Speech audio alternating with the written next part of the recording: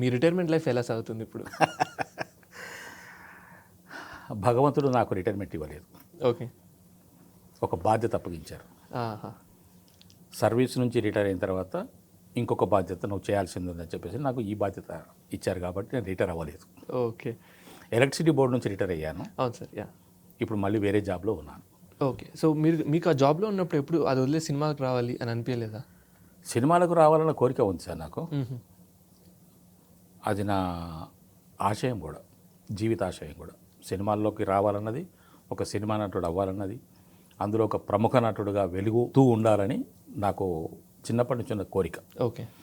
సాధిస్తాను, అవుతాను అన్నటువంటి నమ్మకం కూడా నాకు బలంగా ఉన్నది మొదటి నుంచి కూడా. మ్మ్. కాకపోతే పరిస్థితులు అనుకూలించక ఈ వైపు రావడానికి నాకు సరైనటువంటి వాతావరణం లేక ఇలాగ ఉండిపోయాను. రిటైర్ అయిన తర్వాత నాకు స్వేచ్ఛ దొరికింది, దారి దొరికింది, భగవంతుని అనుగ్రహం దొరికింది. అంటే చిన్నప్పటి నుంచి కోరిక అన్నారు కదా సార్? అవును సార్. ఇప్పుడు ఆ కోరిక ఎంతవరకు తీరిందంటారు? అసలు ఇప్పుడు కాదు ఈ కోరిక.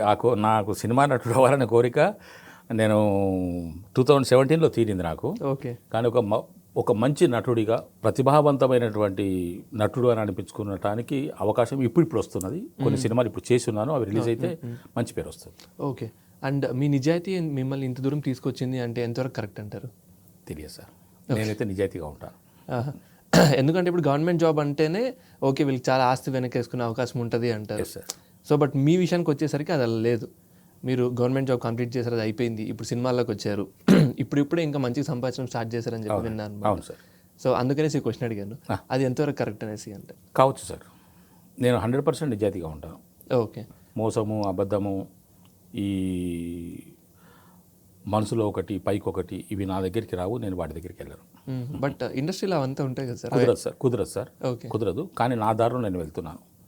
నా యొక్క ధర్మాన్ని, నా యొక్క అవసరాన్ని, నా యొక్క పరిస్థితిని నేను అనుకూలంగా చేసుకుంటూనే వెళ్తున్నాను తప్ప ఎక్కడ నేను దారి తప్పలేదు, ఎక్కడ నేను ఎటువంటి ఇబ్బందికి గురయ్యే అవకాశం కలిగించుకోలేదు. ఓకే. సరిపెట్టుకుంటున్నాను, ఉన్నదాంతో సరిపెట్టుకుంటున్నాను, వచ్చిన దాంతో తృప్తి పడుతున్నాను, చేయవలసింది చేస్తున్నాను, ఆరాట పట్టడం లేదు, వేరే